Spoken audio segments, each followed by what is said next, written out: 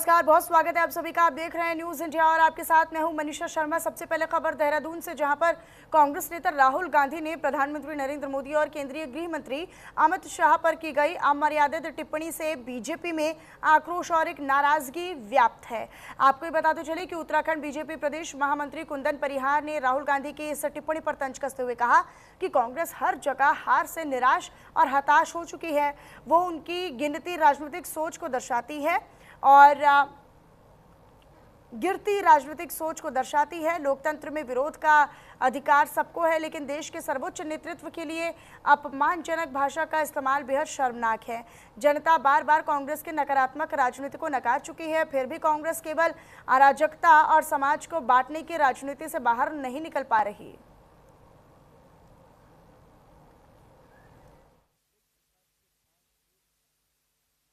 कांग्रेस के नेता राहुल गांधी जी ने जिस प्रकार से देश के प्रधानमंत्री नरेंद्र मोदी और गृह मंत्री अमित शाह जी पर एक अमर्यादित अलोकतांत्रिक टिप्पणी की है, वह निश्चित रूप से कांग्रेस की हताशा निराशा का ही प्रदर्शन है।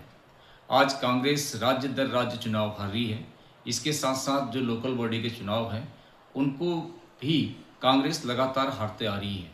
इसलिए कांग्रेस के नेता हताश हैं, निराश हैं और इस निराशा में इस प्रकार की जो अलोकतांत्रिक भाषा का उपयोग वो कांग्रेस कर रही है, हम समझते हैं कि ये कांग्रेस का कल्चर बन चुका है।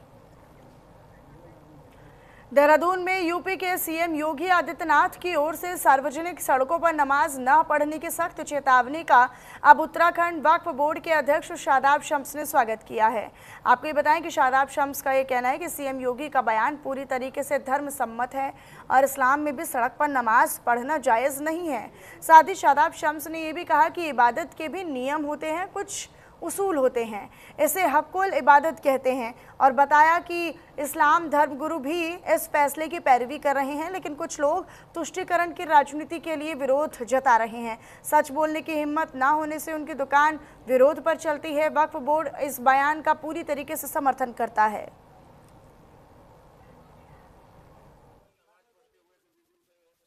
युवा मुख्यमंत्री योगी आदित्यनाथ जी ने जिस प्रकार नमाज को लेके सड़क पर पढ़ने के लिए बयान दिया है, वो पहले भी दे चुके हैं और इस्लाम में भी ये इस्लाम का पार्ट नहीं है। सड़क पर नमाज पढ़ना हर चीज़ का इबादत के कुछ रूल्स होते हैं, इसे कहते हैं हक़ुल इबादत के भी कुछ नियम होते हैं। आप ऐसी गंदे रोड पे सड़क के ऊपर बिछा के थोड़ी पढ़ सकते हैं, और वो भी नमाज जैसी चीज़ पढ़ रहे हैं जिससे किसी को दिक्कत हो रही है, रोड्स ब्लॉक हो रहे हैं और एम्बुलेंस में लोग खड़े हैं, और अगर हमारी वजह से कोई परेशानी किसी को होती है तो आपकी नमाज तो ज़ाया हो ही गई और उल्टा आप गुनाह के मुस्तहिक बन गए। तो बहुत अच्छी बात उन्होंने कही। एक अच्छा मुसलमान के नाते हम तो बहुत जिम्मेदारी के साथ उस बात को स्वीकार करते हैं। और अब उत्तराखंड के अंदर तो आबो हवा पूरी तरह से बदल गई है। तो वहीं देहरादून में आगामी 7 जून को प्रधानमंत्री नरेंद्र मोदी के कार्यकाल के 12 साल पूरे हो रहे हैं। इसको लेकर बीजेपी उत्तराखंड के कई कार्यक्रम प्रस्तावित हैं। दरअसल आगामी जून महीने में पर्यावरण दिवस के मौके पर प्रधानमंत्री नरेंद्र मोदी के 12 साल का कार्यकाल भी पूरा होने जा रहा है, जिस पर एक पेड़ मां के नाम अभियान की फिर से शुरुआत होगी और लगातार कार्यक्रम 25 जून तक चलेंगे। इसमें स्वच्छता अभियान और प्रेस कॉन्फ्रेंसेस के जरिए सरकार की जन कल्याणकारी योजनाओं को जनता तक पहुंचाया जाएगा, उसकी जानकारी दी जाएगी और तमाम तरह के कार्यक्रम वहां पर आयोजित किए जाएंगे, जिसको लेकर भारतीय जनता पार्टी प्रदेश महामंत्री कुंदन सिंह परिहार ने जानकारी भी साझा की है। प्रधानमंत्री के रूप में आदरणीय नरेंद्र मोदी जी 7 जून को 12 वर्ष पूर्ण कर रहे हैं। इन 12 वर्षों में आदरणीय मोदी जी ने एक विकास की नई इबारत को लिखने का काम किया है और हम कार्यकर्ता इसके लिए अनेक प्रकार के कार्यक्रम हमने यहाँ पर बनाए हुए हैं।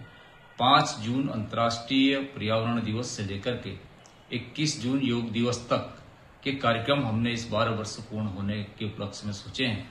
हम जहाँ एक और विभिन्न प्रेस के माध्यम से जो सरकार की लोक कल्याणकारी योजना है उनको जनता से अवगत कराएंगे।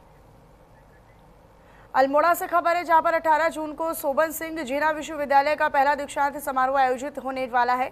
आपको ये बताएं कि विश्वविद्यालय के कुलपति प्रोफेसर सतपाल सिंह बिष्ट ने जानकारी देते हुए बताया कि विश्वविद्यालय प्रशासन ने समारोह की तैयारियां युद्ध स्तर पर शुरू कर दी हैं और इस ऐतिहासिक मौके पर को भव्य और गरिमामय बनाने के लिए परिसर में विभिन्न व्यवस्थाओं को अंतिम रूप दिया जा रहा है। दरअसल विश्वविद्यालय यानी यूनिवर्सिटी का ये पहला दीक्षांत समारोह विद्यार्थियों, अभिभावकों और शिक्षकों के लिए विशेष महत्व रखता है।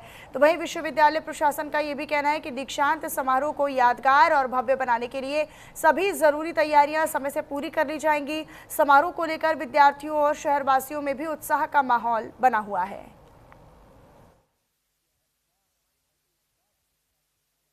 इसकी तैयारी हमने 6 महीने पहले से शुरू कर दी थी, लेकिन पिछले 2 दिन में महामहिम के पास था, लोक भवन नैनीताल में। वार्ता के दौरान मैंने महामहिम से रिक्वेस्ट की कि सर हम भी अपना प्रथम दीक्षांत समारोह करना चाहते हैं।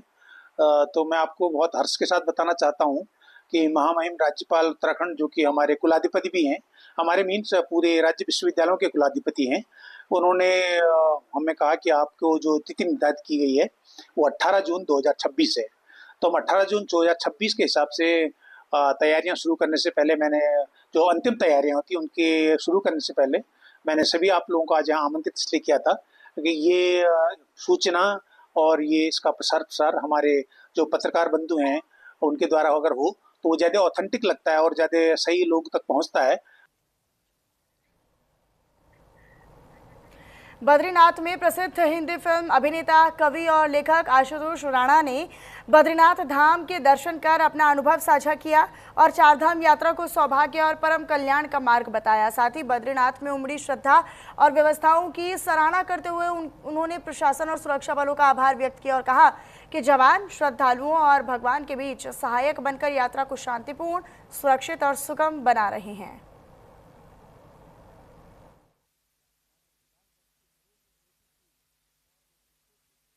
अभी पुरुषोत्तम मास प्रारंभ हो चुका है और कहा जाता है कि पुरुषोत्तम मास में हमारे चार धाम की यात्रा करना परम कल्याण का कारण होता है।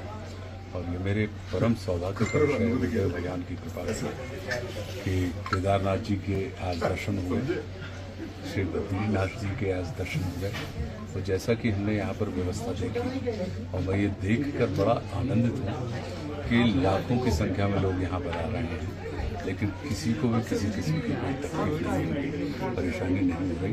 और भक्त और भगवान के बीच में पुलिस व्यवस्था जो है, CISF जो है, वो बीच में नहीं आ रहे हैं, बल्कि वो भक्त और भगवान के बीच के जितने भी अवरोध होते हैं उसे बहुत शांति और कुशलता के साथ बहुत प्रेम पूर्वक निपटा रहे हैं। तो ये बड़े आनंद का विषय है। तो इसके लिए मैं इस पूरे प्रशासन का बहुत अभिनंदन करता हूँ, बहुत धन्यवाद देता हूँ कि ऐसा स्नेह और ऐसा समर्थन, क्योंकि हजारों किलोमीटर की दूरी से लोग यहाँ पर आते हैं और अपने भगवान के दर्शन करने के लिए, ये बड़ा परम आनंद है। बहुत बहुत धन्यवाद। इधर देहरादून से खबर, देहरादून में नर्सिंग एकता संघर्ष समिति ने प्रेस कॉन्फ्रेंस आयोजित की और नर्सिंग भर्ती प्रक्रिया को लेकर सरकार से भविष्य में पारदर्शी और न्याय संगत और स्थायी भर्ती नियमावली लागू करने की मांग की। अभ्यर्थियों का ये भी कहना है कि साल 2020 में लगभग 3000 पदों पर हुई भर्ती प्रक्रिया में वरिष्ठता के आधार पर चयन किए जाने से कई जूनियर और योग्य उम्मीदवारों के साथ असमानता हुई, जिसके बाद उन्होंने आरोप लगाया कि बार बार नियमों में बदलाव से कुछ अभ्यर्थियों को दो बार अवसर मिले, जबकि कई योग्य उम्मीदवार चयन से वंचित रह गए। प्रदर्शनकारी अभ्यर्थियों ने मांग की है कि भविष्य में भर्ती प्रक्रिया को वर्षवार भर्ती प्रणाली के तहत संचालित किया जाए, ताकि हर साल के अभ्यर्थियों को समान मौका मिल सके और भर्ती प्रक्रिया पूरी तरीके से पारदर्शी व निष्पक्ष हो सके। पहले तो मैं ये बोलना चाहता हूँ, 2020 में जो नियमावली बनी थी उसमें सरकार ने 3000 भर्ती निकाली थी। तो 3000 भर्ती कैसे निकाली थी? आधा पहले तो उन्होंने एग्ज़ाम के लिए वो किया था, 2600 पोस्ट आई थी एग्ज़ाम के लिए। उस समय हम पूरी तरह एग्ज़ाम के लिए तैयार थे। हम उस समय वर्षवार हमने कभी सोचा नहीं था, क्योंकि 14-15 साल बाद तो भर्ती आई थी नर्सिंग की, तो हम पूरी तरह से एग्ज़ाम के लिए तैयार थे। लेकिन अचानक से जो हमारे सीनियर हैं उन्होंने क्या किया कि धरना शुरू कर दिया कि इस भर्ती को वर्षवार कराने की वो करो। हमने कोई विरोध नहीं किया, हम भी उनके साथ खड़े रहे कि ये वर्षवार होनी चाहिए। लेकिन अब उसमें जो हमारे सीनियर्स छूट गए हैं, जैसे जो अभी धरना चल रहा था 6 महीने हो गए वो छूट गए हैं, लेकिन उनके साथ ऐसा अन्याय क्यों? अब हमारी ये मांग है कि अब जैसे सरकार से ये मांग है हमारी कि ये हमेशा के लिए वर्षवार कंटिन्यू करें, ये नियमावली चेंज ना करें जो नियमावली बनी है, ताकि पारदर्शिता से सबको मौका मिले। जो हमारे जूनियर हैं, जैसे हमारे जूनियर हैं सब 24-25 के हैं, ये भी वर्षवार के लिए चाहते हैं, ये पेपर नहीं दे सकते थे, ये भी पेपर दे सकते हैं, इनके पास भी काबिलियत है, लेकिन नहीं। हमें सरकार से ये मांग है कि हमको हमेशा के लिए वर्षवार करें, ताकि धीरे धीरे करके।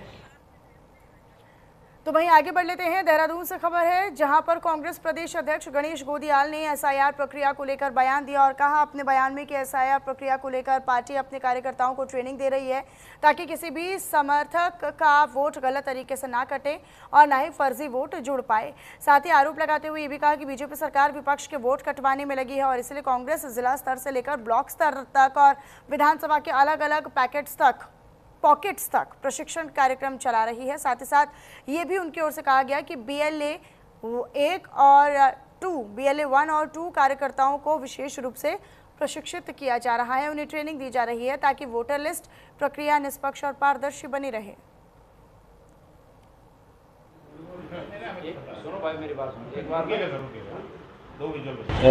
एसआईआर के साथ साथ ये आवश्यक है कि सभी राजनीतिक दल अपने कार्यकर्ताओं को वो उचित प्रशिक्षण मुहैया कराएं जिसके आधार पर उनके पक्ष के वोट न कटें। ये सभी करते हैं। तो हमारे दल ने भी, और ख़ास करके इस स्थिति में जबकि भारतीय जनता पार्टी की सरकार इसी बात पे लगी हो कि विपक्षियों के वोट काटे जाएं, उस पर हमारा ये ध्यान और मजबूती के साथ इस काम पर रहना चाहिए।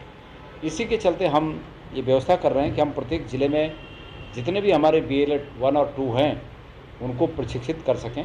हम ज़िलों में प्रशिक्षण कार्यक्रम आयोजित कर रहे हैं। इसके बाद हम ब्लॉकों तक प्रशिक्षण कार्यक्रम आयोजित करेंगे और आवश्यकता पड़ी तो अलग अलग विधानसभाओं के अलग अलग पॉकेट्स में जहाँ पर इसकी आवश्यकता महसूस होगी प्रशिक्षण की, वहाँ तक हम प्रशिक्षण का कार्यक्रम चलाएंगे। तो वहीं आगे बढ़ लेते हैं। अब आपको बताएं, जहां कालाढूंगी में पूर्व प्रधानमंत्री राजीव गांधी की 35वीं पुण्यतिथि के मौके पर कालाढूंगी में कांग्रेस कार्यकर्ताओं की ओर से श्रद्धांजलि सभा का आयोजन किया गया, जिसका नेतृत्व ब्लॉक अध्यक्ष संतोष पांडे की ओर से किया गया। इस दौरान कार्यकर्ताओं ने राजीव गांधी की फोटो पर पुष्प अर्पित कर उन्हें भावभीनी श्रद्धांजलि दी और सभा को संबोधित भी किया और कहा कि राजीव गांधी ने देश को आधुनिक भारत की दिशा देने में महत्वपूर्ण भूमिका निभाई। उनके योगदान को याद करते हुए कार्यकर्ताओं ने उनके बताए गए मार्ग पर चलने और कांग्रेस की विचारधारा को जन जन तक पहुंचाने का संकल्प लिया। तो वहीं इस मौके पर बड़ी संख्या में कांग्रेस पदाधिकारी और कार्यकर्ता मौजूद रहे। श्री भारत रत्न राजीव जी की आज पूरा देश, जो उनकी आज के दिन शहादत हुई थी, उसको पूरे देश में पूरी सादगी के साथ और उनको उनके चित्र पर पुष्प अर्पित करके मनाई जा रही है। आज 35वां वर्ष उनकी शहादत के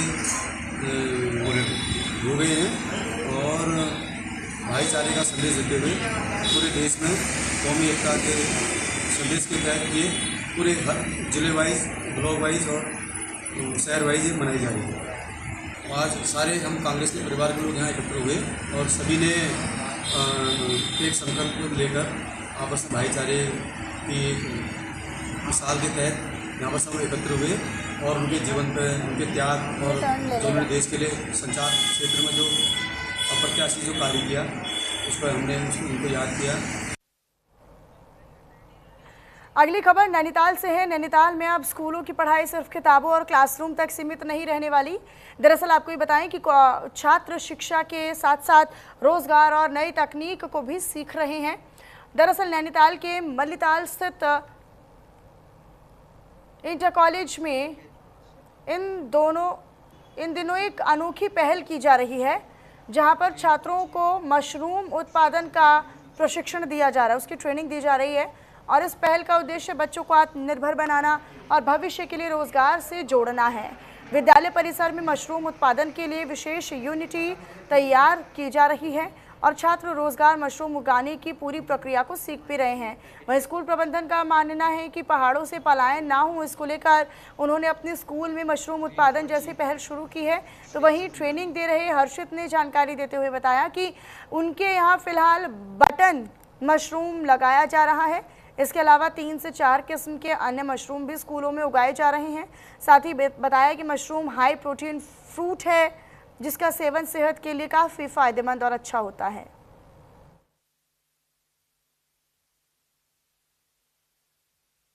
हमने तो ऐसे सर के साथ ही सीखा, इसी काम पे काम करते हुए, और बच्चों को तो हम पूरे अच्छे से सिखा रहे हैं। जैसे कि ये हो गया भूसा भिगाना हो गया, दवाई हवाई मिलाना हो गया, उसके बाद इसकी प्रोसेस हो गया। और हम ये कर रहे कि जैसे बैग इस बच्चे ने बना रखा तो जो इससे सील होगा इसका पेमेंट उसी को जाएगा, उसी बच्चे को जाएगा। इसके लिए समय सबसे बढ़िया बरसात का रहता है। वैसे आप इसको ठंडे से मौसम में कर सकते हो, लेकिन दिसंबर के समय में बहुत डिफ़िकल्ट हो जाता है इसको करना, ताकि समय ठंड बहुत गिर जाती है तो उसके टेम्परेचर हाई करना पड़ता है, मैक्सिमम 24 डिग्री करना पड़ता है। तो उसके लिए या तो आपके पास वो होना चाहिए, हीटर होना चाहिए, या फिर आप आग जला के भी कर सकते हो। जो बाहर जा रहे हो उससे अच्छा तो हमारे पहाड़ में इसका रोज़गार है, ताकि हमारे पहाड़ में टेम्परेचर एकदम बढ़िया है और सब कुछ। जैसे बाहर जाके आप दिल्ली साइड जा रहे हो, उससे बड़े तो अपने घर में एक छोटा सा कमरा लेके काम कर सकते हो। अगली खबर रुद्रपुर से है, जहां पर मुख्य बाजार में लगातार बढ़ रही चोरी की वारदातों को लेकर महापौर विकास शर्मा व्यापारियों के साथ वरिष्ठ पुलिस अधीक्षक कार्यालय पहुंचे। इस दौरान व्यापारियों ने बाजार क्षेत्र में सुरक्षा व्यवस्था मजबूत करने, रात में गश्त बढ़ाने और चोरी की वारदातों का जल्द खुलासा करने की मांग उठाई। तो वहीं बैठक में वरिष्ठ पुलिस अधीक्षक अजय गणपति ने यहां पर शहरवासियों को आश्वस्त करते हुए बताया कि पुलिस लगातार मामले की जांच में जुटी हुई है। साथ ही साथ सीसीटीवी फुटेज भी खंगाले जा रहे हैं और संदिग्ध अपराधियों की पहचान लगभग कर ही ली गई है। और ये भी कहा कि चोरी की वारदातों में शामिल गिरोह यानी गैंग का जल्द पर्दाफाश कर आरोपियों को सलाखों के पीछे भेजा जाएगा। तो वहीं महापौर विकास शर्मा ने कहा कि व्यापारियों की सुरक्षा प्रशासन की प्राथमिकता है और पुलिस प्रशासन मिलकर बाजार में कानून व्यवस्था को और मजबूत करेंगे।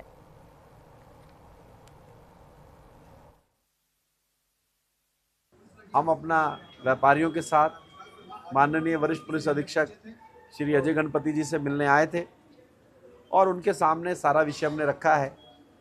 और उसके साथ ही अजय गणपति जी ने हमें भरोसा दिलवाया है कि जल्दी हम इस चोरी का खुलासा करेंगे। और बहुत सारी चीज़ें उन्होंने ट्रेस की हैं।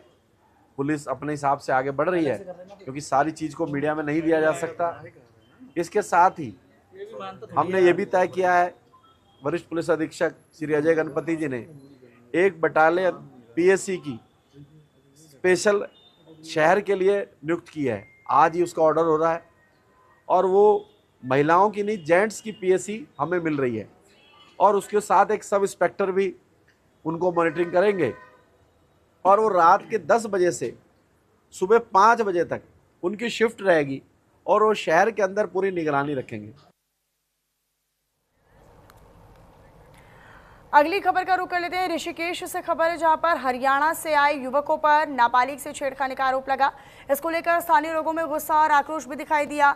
आरोप लगते ही मौके पर जुटी भीड़ ने युवकों की जमकर पिटाई कर दी और आरोपियों की कार में भी तोड़फोड़ की, जिससे इलाके में तनावपूर्ण माहौल बन गया। तो वहीं जानकारी मिलते ही पुलिस भी मौके पर पहुंची और हालातों को नियंत्रित किया गया।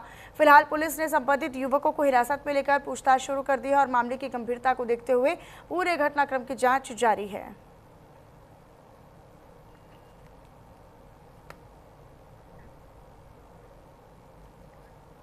ऋषिकेश से ही खबर है, जहां चारधाम यात्रा पर आने वाले श्रद्धालुओं के लिए ट्रांजिट कैंप में निःशुल्क मेडिकल सुविधा कारगर साबित हो रही है। स्वास्थ्य विभाग ने यात्रा मार्ग पर तीर्थयात्रियों की सुरक्षा और स्वास्थ्य को ध्यान में रखते हुए यहां डिस्पेंसरी और स्क्रीनिंग पॉइंट स्थापित किए हैं। दरअसल स्वास्थ्य विभाग के अनुसार ट्रांजिट कैंप में ओपीडी, बीपी शुगर जांच, वजन नापने और ज़रूरी दवाओं की सुविधा 24 घंटे उपलब्ध करवाई गई है। डिस्पेंसरी में 5 बेड, 3 ऑक्सीजन सिलेंडर और 4 ऑक्सीजन कंसंट्रेटर लगाए गए हैं। आपको ये बताएं कि ऋषिकेश ट्रांजिट कैंप को यात्रा का पहला पड़ाव मानते हुए यहाँ विशेष व्यवस्था और इंतजाम किए गए हैं, ताकि श्रद्धालु ऊंचाई वाले क्षेत्रों में जाने से पहले अपनी सेहत की जांच करवा सकें। तो वहीं प्रशासन का ये भी दावा है कि इन व्यवस्थाओं से यात्रियों को समय पर प्राथमिक उपचार और राहत मिल रही है, जिससे यात्रा सुरक्षित और सुगम बन रही है।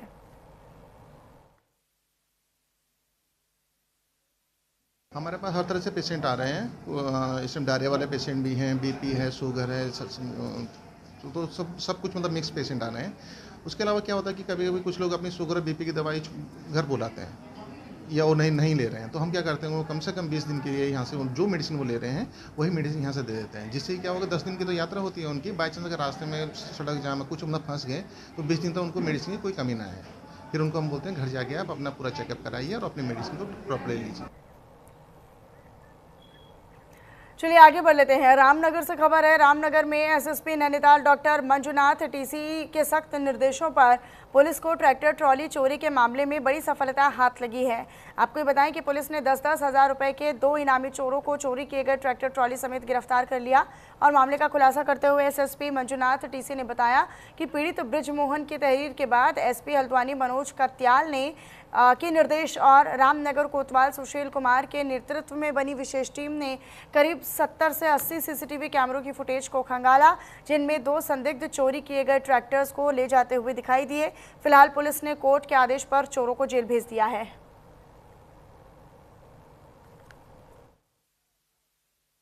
थाना रामनगर पुलिस द्वारा लगातार इन शातिर अपराधियों का पीछा करते हुए विभिन्न इनपुट्स का जो है पीछा किया जा रहा था और इनके खोजबीन किया जा रहा था।